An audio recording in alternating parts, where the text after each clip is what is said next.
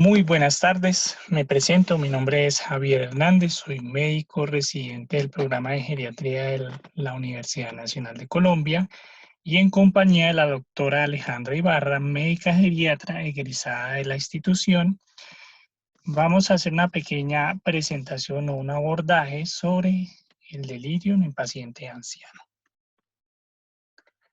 Para contextualizar, es muy importante saber que este es un trastorno neuropsiquiátrico que digamos, el grupo de interés etario en este simposio tiene una prevalencia y una incidencia importante, con unos resultados o unos eventos no deseados, tanto a corto como a mediano plazo, como vamos a ver a continuación.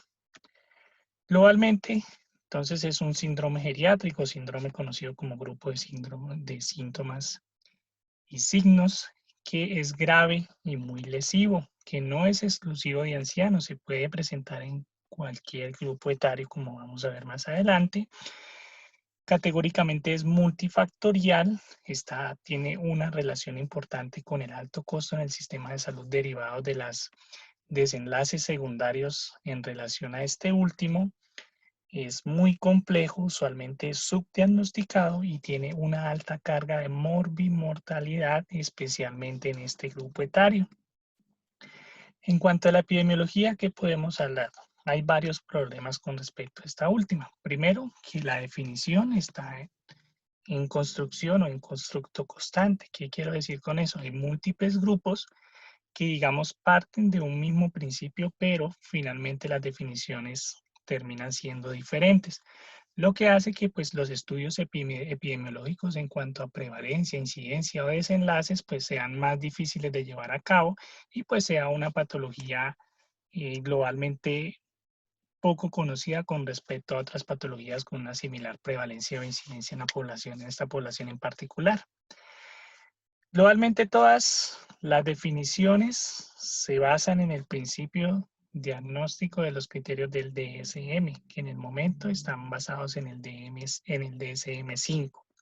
Como vamos a ver más adelante, hay algunas herramientas que utilizan estos criterios y que dan una facilidad en el momento de hacer un abordaje diagnóstico en este escenario específico.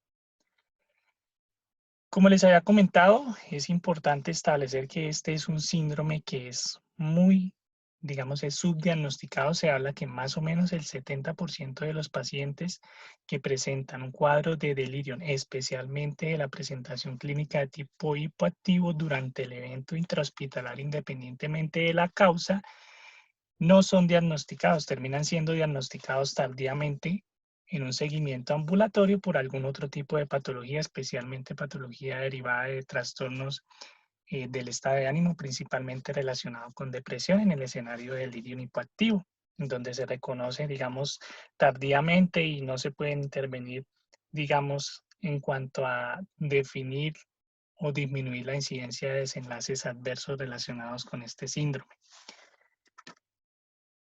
Importante también es que hay una relación o una correlación, una coexistencia con otros síndromes, especialmente la depresión, los trastornos del sueño y el trastorno neurocognitivo mayor. Adelantándonos un poquito, el trastorno del sueño, aunque no forma parte de los criterios usuales definidos para delirium por el DSM-5 o no forma parte de los criterios de las herramientas usadas usualmente, de las herramientas que se utilizan para el diagnóstico de este síndrome. Es importante establecer que los trastornos en el ciclo sueño-vigilia pueden ser la primera manifestación del delirio en un paciente de este grupo etario. Globalmente, entonces, como les había comentado, derivado de la ausencia de una definición global específica, pues va a ser muy difícil plantear estudios específicos en base a poder definir qué tan prevalente es esta enfermedad, sus desenlaces a corto y mediano plazo y en qué puntos puedo intervenir para evitar estos últimos desenlaces. Esta tabla lo que nos quiere mostrar es la prevalencia y la incidencia derivados de muchas series de casos que, digamos, lo intentan resumir en esta pequeña tabla en diferentes escenarios. Entonces tenemos el escenario quirúrgico, el escenario médico, el escenario de cuidado paliativo y el escenario del departamento de emergencias. ¿Qué podemos ver? En cuanto a la incidencia, es que la incidencia acá la categorizan como en el momento en que ingresa el paciente a este escenario específico, no presenta delirium, sino posterior al ingreso a este lo desarrolla.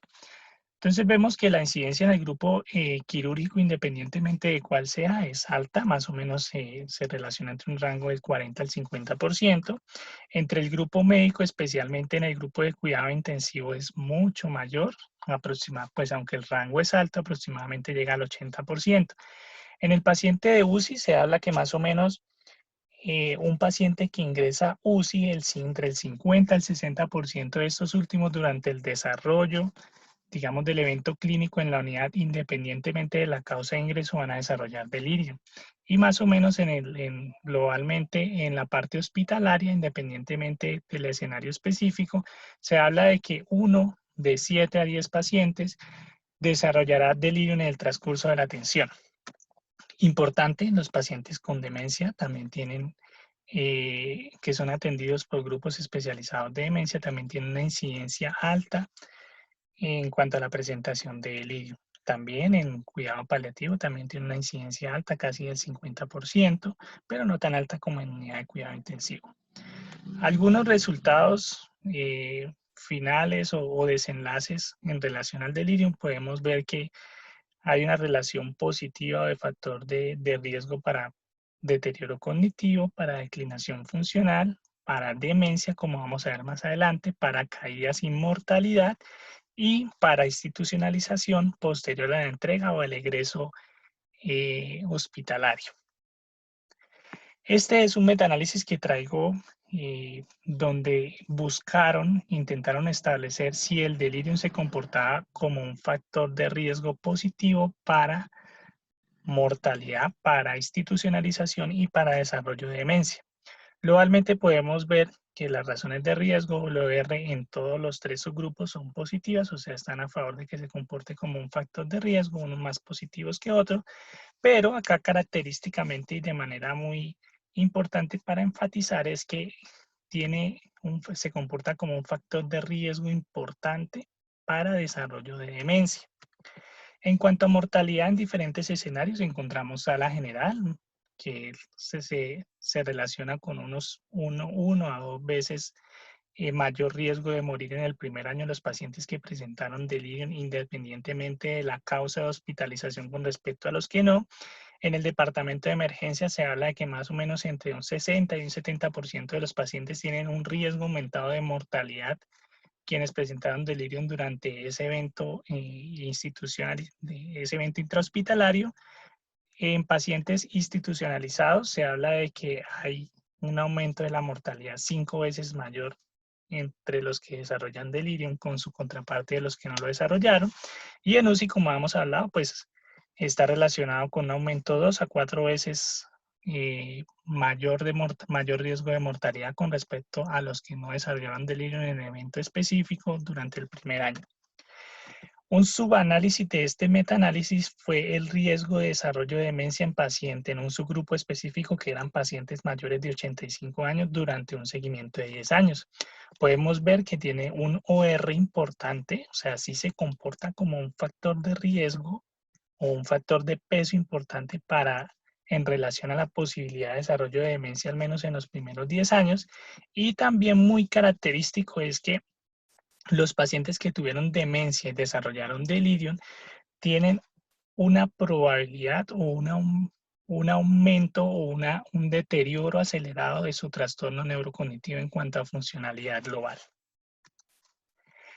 Con respecto a la fisiopatología, pues la causa, como hemos hablado inicialmente, es multifactorial. Como sabemos, el cerebro es una red neuronal con múltiples interconexiones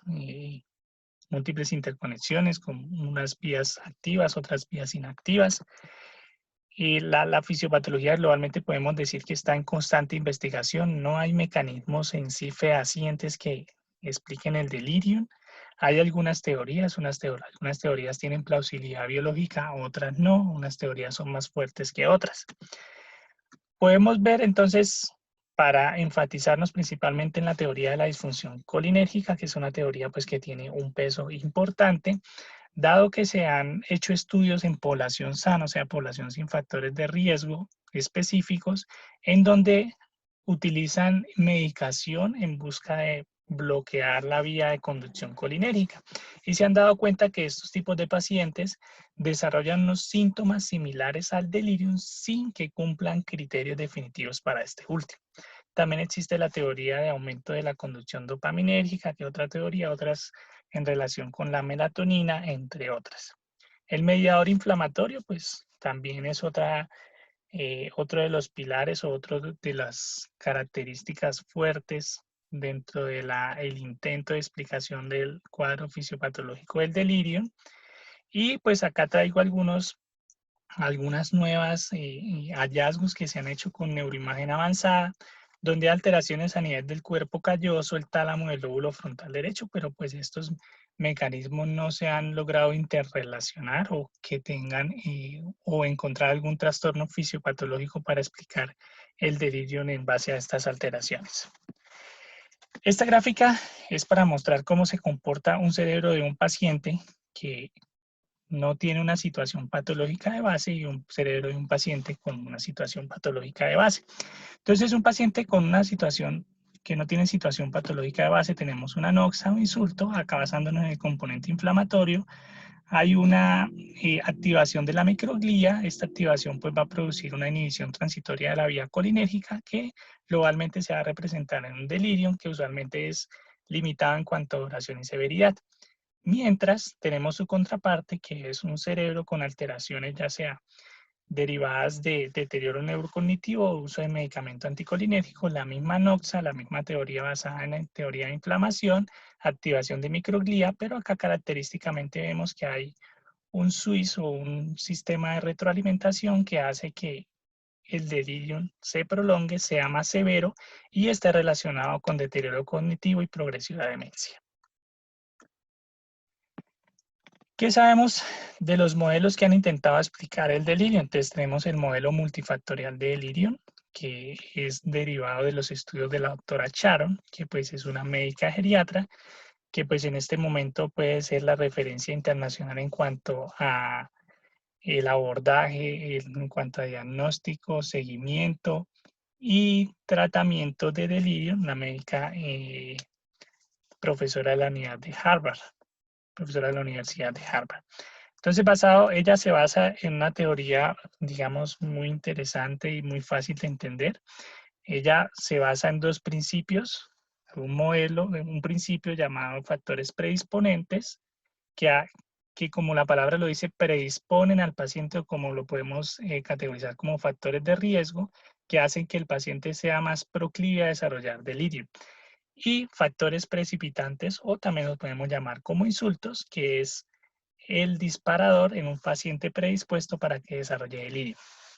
Entonces acá vemos la interrelación entre estas dos, digamos, entre estos dos factores. Vemos que un paciente que tenga alta vulnerabilidad, o sea, que usualmente relacionada con alta comorbilidad, uso de medicamentos, entre otras, la anoxia o el insulto la anoxia o un insulto de bajo grado tiene capacidad de producir delirio.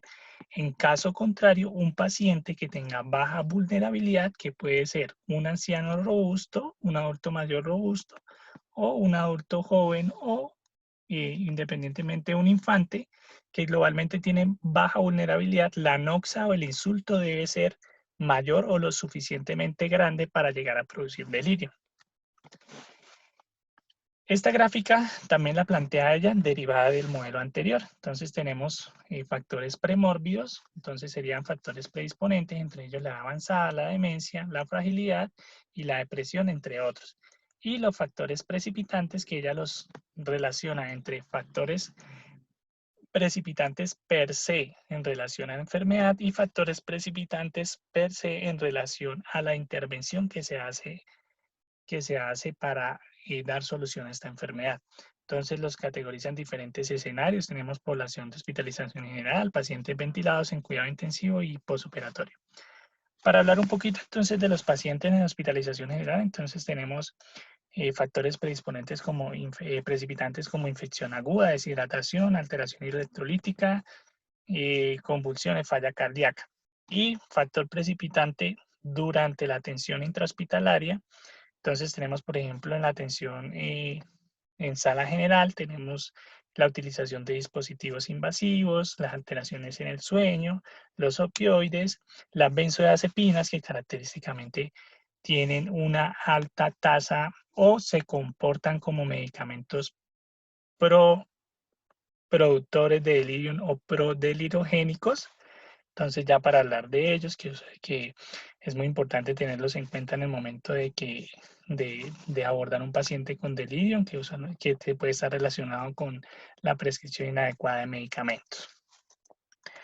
Este corazón que representa que el delirium se comporta de manera similar a una falla cardíaca. Un paciente que tiene un corazón que no está sano, o sea que es un factor predisponente, hay una noxa externa que va a hacer que ese corazón falle, presente síntomas, que en este caso lo estamos relacionando con falla cardíaca, y lo que hacemos es buscar el factor precipitante, solucionarlo, y la idea es de manera retrógrada hacer prevención para evitar que ese corazón llegue a producir falla cardíaca en algún momento o llegue a producir síntomas de manera específica. Los factores predisponentes y precipitantes pues han sido estudiados, medicina basada en la evidencia con sus ORH-R. Entonces tenemos factores predisponentes como la demencia, el deterioro neurocognitivo, alteraciones de la visión o la audición, la depresión, y las edades por encima de 75 años pues tienen ORs a favor o que se comportan como factores de riesgo para desarrollo de delirium, que pues no son, son importantes. Con respecto a los factores precipitantes, entre otros tenemos la polifarmacia, los medicamentos psicoactivos. Importante la restricción física, que eso se sigue viendo en diferentes escenarios y en diferentes instituciones. La restricción física primero, o sea, relacionado con perpetuación del delirio, y segundo, con empeoramiento de este último. Este es un modelo para, digamos, nuevamente traer la acotación que nos hizo el estudio, el metaanálisis, en donde el delirium se comportó como un factor de riesgo con un protagonismo importante para el desarrollo de demencia. Entonces acá vemos múltiples ítems en donde están en relación, donde intentan relacionar el mecanismo de trasfondo de por qué el delirium, un paciente con delirium puede llegar a desarrollar demencia, entre los que se incluyen neuroinflamación, alteración en los mecanismos regulatorios de la perfusión cerebral, alteraciones metabólicas, entre otros. ¿Qué sabemos del diagnóstico y el tratamiento? Como les había hablado, entonces todas las herramientas diagnósticas están basadas en los principios básicos del DSM, que para nuestra época el DSM-5. Acá tenemos una herramienta que es conocida como el CAN, es la herramienta globalmente más utilizada, de fácil aplicación, con una validación interna y externa pues ya global, con una sensibilidad y una especificidad alta. Entonces se basa en 4 criterios, que son criterios muy clínicos. Entonces que el cuadro debe ser de inicio agudo y fluctuante, debe estar comprometida la atención, y puede haber o no pensamiento desorganizado, puede haber o no alteración de la conciencia. Entonces los dos primeros ítems son los principales, con ítems secundarios que serían los 2 últimos cumpliendo alguno de los 2, más los 2 primeros cumpliendo ese criterio para diagnóstico de delirio. Como les había comentado, entonces tiene una sensibilidad muy importante, cercana al 100%, una especificidad también cercana al 100%, y tiene una alta confiabilidad interevaluador. Hay otros síntomas que no están incluidos dentro de las herramientas diagnósticas usualmente usadas, entre ellos la alteración del sueño, como hemos hablado inicialmente, las alucinaciones, que pueden ser simples o complejas, y alteraciones psicomotoras, y en especial nombrar la labilidad emocional, especialmente relacionado con pacientes con depresión. Esta gráfica, este esquema es simplemente para nombrar que hay varias herramientas.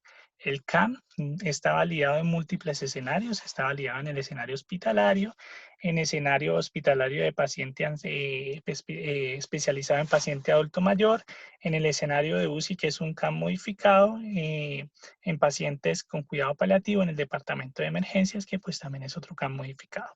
Hay otras herramientas específicas validadas para la UCI, como el ICSC, y otras herramientas como las 4Ts, el 4AT, que se basa en los mismos principios del CAM. ¿Qué sabemos con respecto a los modelos de predicción? Como ya conocemos factores predisponentes y factores precipitantes, han querido establecer herramientas que nos ayuden a predecir qué pacientes en el momento del ingreso tienen posibilidad de desarrollar delirio. Acá esta revisión sistemática se hizo para, digamos, condensar todos esos posibles modelos y establecer si sirven o no. Para la fecha habían 23 modelos en diferentes escenarios, 11 médicos, 13 quirúrgicos y 3 mixtos, en donde globalmente se demostró que no tenían capacidad predictiva. Diferente al modelo Predeleric, que es un modelo especializado para pacientes que ingresan a unidad de cuidados intensivos con una capacidad predictiva importante del desarrollo del delirio en las primeras 24 horas, que incluye algunos factores de riesgo como el Apache, la edad y el tipo de patología por el que el paciente ingresó. Importante esto, en ancianos el delirium puede ser la única manifestación de una enfermedad grave, ¿cierto? Entonces acá está su analogía con respecto al iceberg. Entonces lo que vemos es el delirium y lo que no estamos viendo de trasfondo o lo que está debajo de, digamos, del agua puede ser algo tan grave como sepsis, infarto y en el escenario y en la pandemia actual una infección por COVID-19. Siempre un paciente que no llegue a urgencias con delirium, debemos buscar cuál es el trasfondo o el mecanismo facilitador de este último. Cuando un paciente ya está hospitalizado y nos hace un delirium, debemos considerar que hemos fracasado. ¿Por qué? Porque no establecimos los factores de riesgo, no implementamos herramientas para evitar el desarrollo del delirium y pues un paciente ya que nos ha desarrollado delirium, tenemos que iniciar, digamos, hacer un retroceso, mirar hacia atrás, mirar en qué fallamos y establecer una comunicación con nuestro equipo para, en busca de mejoras y plantearnos un esquema global para el abordaje integral en cuanto a prevención de paciente hospitalizado para que no desarrolle delirio. Con respecto al abordaje, entonces, desde el punto de vista clínico, tenemos una categorización como hipoactivo, hiperactivo o mixto. Hay que diferenciar siempre el delirio de demencia. Característicamente, es muy importante tener la información del familiar del cuidador principal, que es pues, el que nos va a dar la diferencia entre delirio y demencia por el tipo de presentación en cuanto a temporalidad. Uno es agudo y el otro es un deterioro crónico progresivo. Hay que diferenciar de otros trastornos psiquiátricos como manía, esquizofrenia y depresión, y algunas ayudas diagnósticas como el electroencefalograma y la neuroimagen, pues no tienen un papel protagónico en el diagnóstico en búsqueda de los factores precipitantes de delirio, dependiendo del escenario clínico al que lo encontremos. Ejemplo, un paciente adulto mayor con un cuadro de delirio en el que le he descartado todas las posibles causas, pues puedo recurrir a un electroencefalograma si estoy pensando en que puede estar en un estatus epiléptico no convulsivo y esa sea la causa del cuadro de delirio.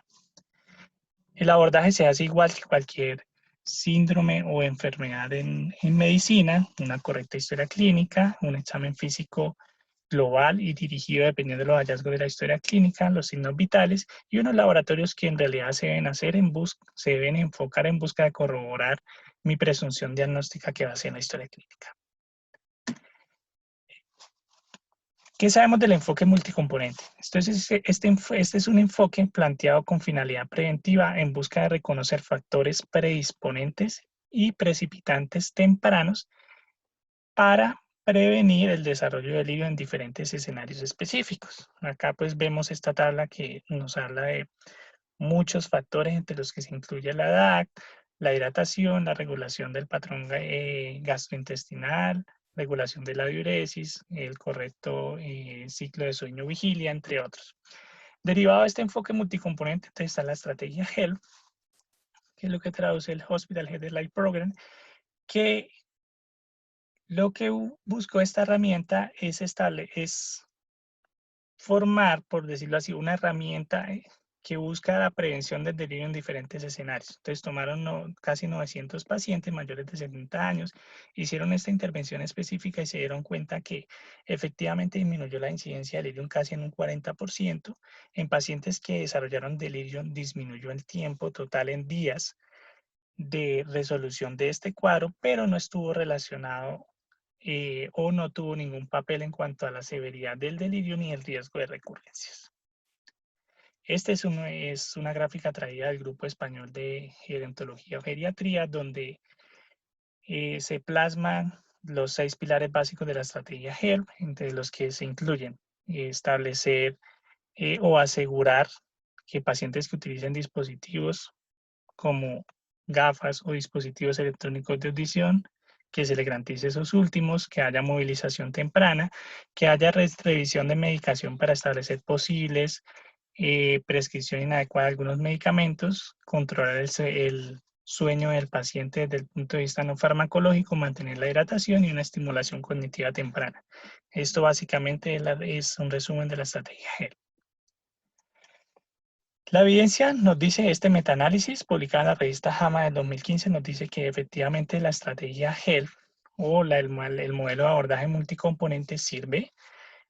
Globalmente nos habla de una disminución casi entre un 60 y 70% de la incidencia del delirio en diferentes escenarios clínicos y con un número necesario de tratar de 1 de 15 pacientes para que haya prevención del desarrollo del delirio, para que haya prevención de desarrollo del delirio. Acá importante, traigo algunos de los medicamentos que son de uso global, principalmente en escenarios de departamento de emergencias, tener en cuenta los medicamentos anticolinérgicos que no tienen acción directa sobre este, pero que sí tienen un efecto secundario anticolinérgico, especialmente los antihistamínicos, antiespasmódicos y antieméticos que, como les decía, pues su uso es importante en el departamento de emergencias, entre otros las benzodiazepinas, como les ha comentado, y algunos receptores antagonistas del receptor H2.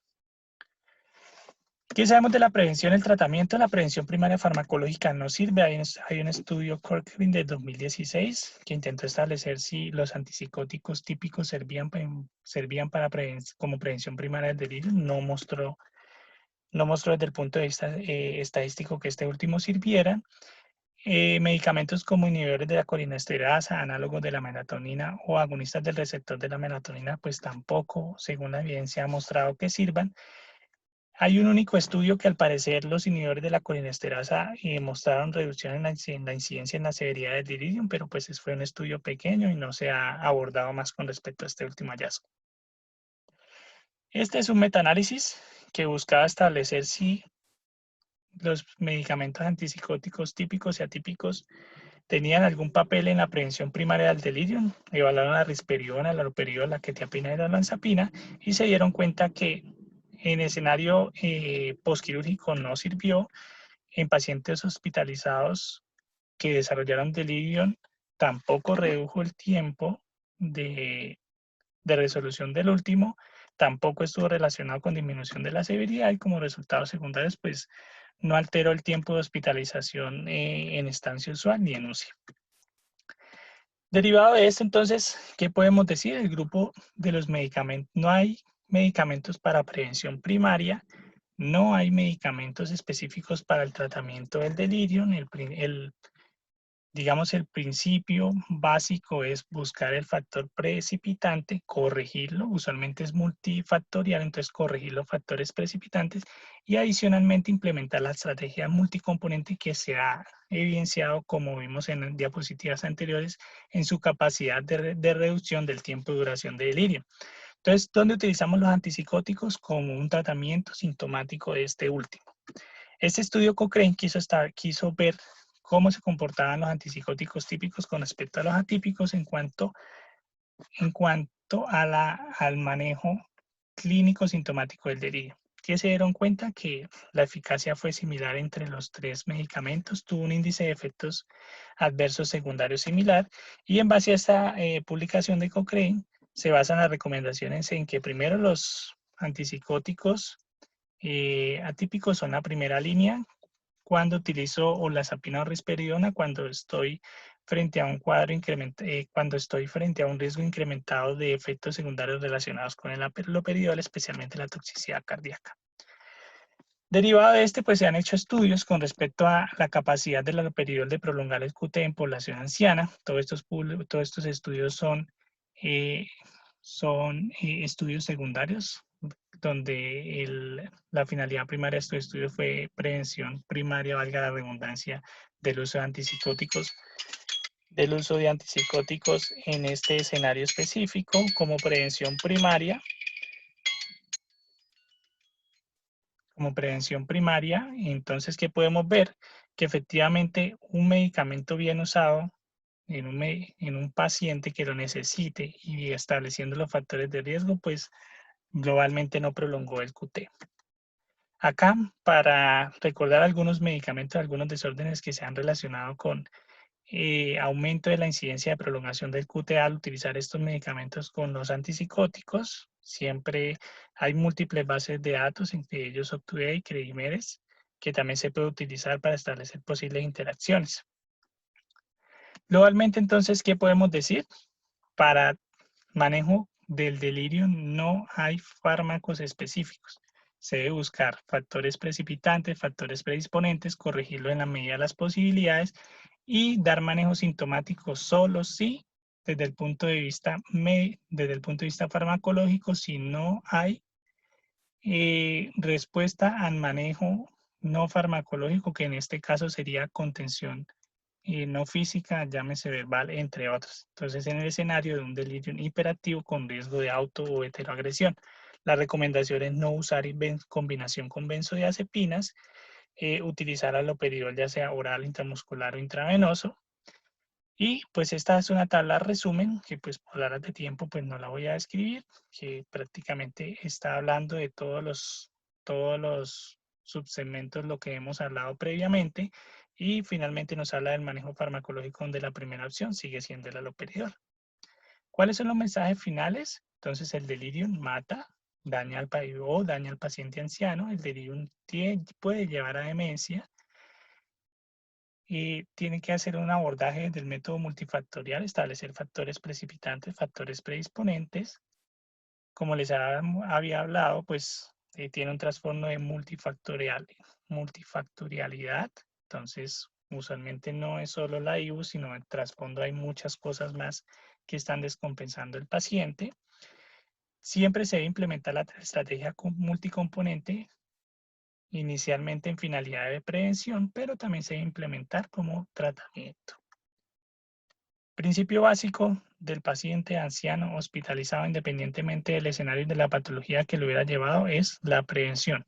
Ahí pues entra, digamos, tenemos un papel protagónico los geriatras en formación y los geriatras que pues ya están ejerciendo.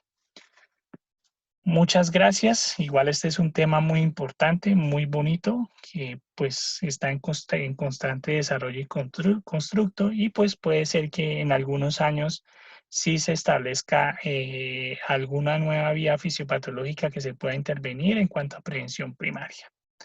Muchas gracias.